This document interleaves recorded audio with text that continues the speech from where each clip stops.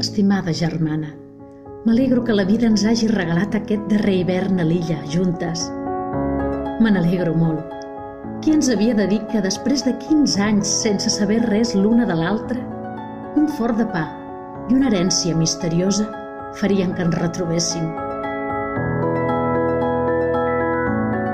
I que discutiríem amb les noies de la fleca sobre les receptes oblidades de l'àvia.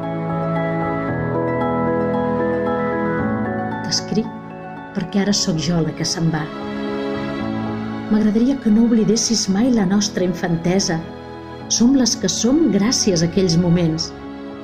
I bé, potser trobi la manera de xixiuejar-te a l'orella la recepta del pa de llimona amb llavors de rosella.